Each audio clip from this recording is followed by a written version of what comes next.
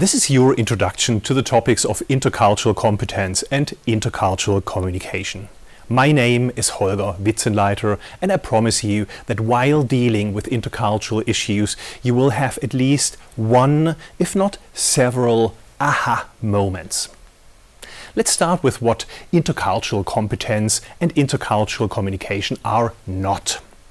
So let's start by clearing up common misconceptions. People often think that they will learn a lot about other cultures in workshops, courses and lectures and seminars on intercultural competence. That's not necessarily wrong, but it misses the point. In intercultural competence, we first learn about ourselves and our own cultural patterns of thought and action. It is only once we have developed a good understanding of our own culture that we can meaningfully observe and analyze the behavior and actions of others and other cultures. Culture is often understood as a synonym for nation. Intercultural communication would therefore be communication between a Frenchman and a Pole, between a Spaniard and an Italian, between a German and a Dutchman. But if we look at a nation, in example, a country like Germany, in a little more detail, we quickly notice that people from Hamburg up in the north greet each other very differently than people from Bavaria down south, and that people from Saxony in Dresden may speak much more directly than from Offenburg in Baden. If we then look at communication between different professional groups within a region or a city, we will quickly have to admit that the craftsmen in a carpentry workshop have different communication habits than the employees, let's say, in a school social work. A granddaughter probably uses different words and phrases than her grandfather. Finally, imagine that a person who was socialized in the city comes to the regulars table of a village shooting club on Sunday morning during a short vacation, and a conversation arises. Both sides will most likely experience feelings of otherness and strangeness. Intercultural competence helps us to reduce this otherness and strangeness. Intercultural communication is your tool to overcome perceived otherness and strangeness and achieve understanding and consensus. In order to develop this tool, we need to develop skills. This includes knowledge and experience, but above all, the ability to question and clarify our own perceptions, to control our emotional involvement, to tolerate ambiguity, and to change perspectives. We learn and practice all of this in lectures and workshops, in courses and seminars on intercultural competence. Sometimes people express a fear of cultural loss. Questions about whether globalization will produce a uniform culture or whether we would have to give up our culture in order to understand others and live together with them are evidence of precisely such fears. Even if in a globalized world where influences from outside often lead to changes, the changes due to these influences are very different in different cultures. This was observed during the COVID pandemic, in which governments reacted simultaneously to the crisis and yet with very different measures, which in turn led people in the respective societies to deal with the pandemic very differently. Cultural behavior patterns develop in societies due to economic and social challenges, and not infrequently in response to natural disasters, wars or challenges in a society's natural environment. Cultural behavior patterns are, so to speak, the collective response that a society finds to certain developments and challenges.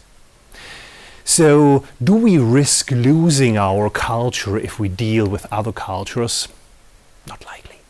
This fear is often not only expressed but even fueled, especially when it comes to the topic of migration. Can we lose our culture? Hardly.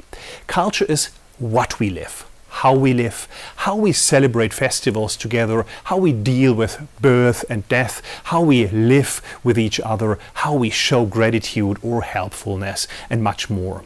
We can understand engaging with other cultures and developing intercultural competence as an add-on or an app, as our mobiles have apps, that allows us to communicate with others but also to learn from others. People who work in an environment that produces many intercultural encounters are bridge builders who learn to understand both sides and create understanding between those two sides.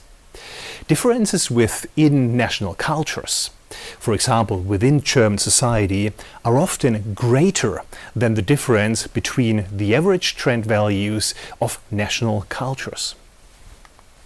If we compare Chinese and German society, for example, the differences appear huge. However, these differences between Chinese and German average values are in fact smaller than the differences between the extremes within German society or within Chinese society. In addition to further training in intercultural competence, training in diversity and inclusion is also beneficial for improving communication in diverse teams or in a multicultural society. Intercultural communication and competence or transcultural competence are narrower than diversity and inclusion. Diversity and inclusion deals with all differences between people, so-called diversity dimensions, and the inclusive handling of differences. Examples of these differences, of these dimensions, are gender, age, like individuals and organizations, countries and the, let's say, background, cultural background of people, of course, professions, minorities, sexual orientation, and many more. The key to living well together in a diverse society, a diverse team, or even in a patchwork family lies in Friedemann Schulz von Thun's value and development square. This is based on the assumption that people, even identical twins, will always perceive each other as different. For example, he might think of her that she is a very fragile person, and she of him that he is very generous. If a conflict arises, he might say of her that she is stingy, and she of him that he is wasteful. Every value also has an anti-value. Intercultural and interpersonal learning try to gradually reduce foreignness and build understanding.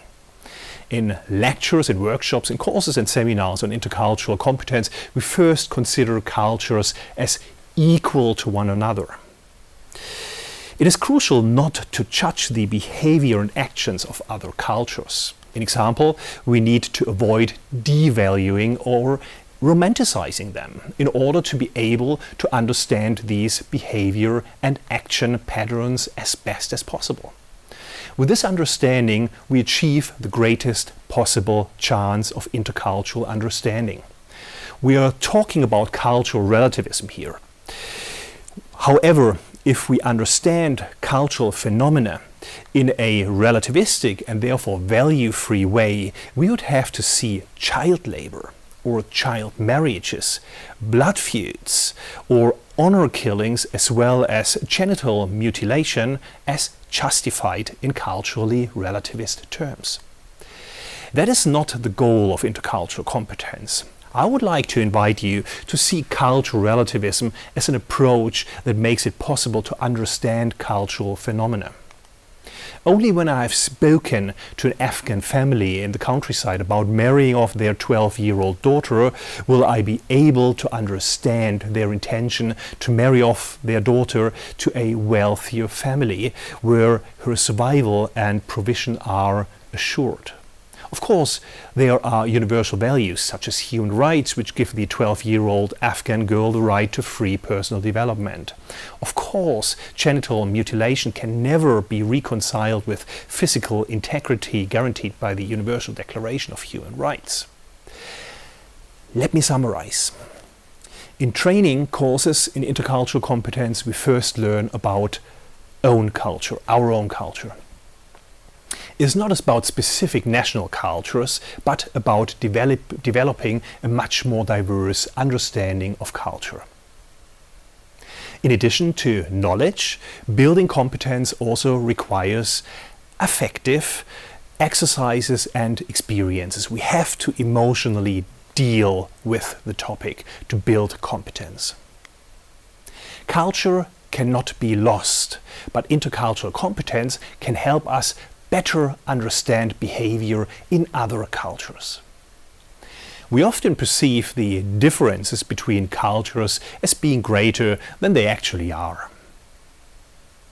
Training courses in diversity management and intercultural competence have the same goals but different approaches. The Values and Development Square can be a key to more diversity. A culture relativist perspective should not relativize universal values. I hope that you will encounter exciting self-discoveries and insights as you build your skills for strengthened intercultural, transcultural competence. On YouTube, I encourage you to leave your remarks in the comments and to like and to subscribe. Thank you for your valued cooperation and feedback on the seminar and on the online learning platforms.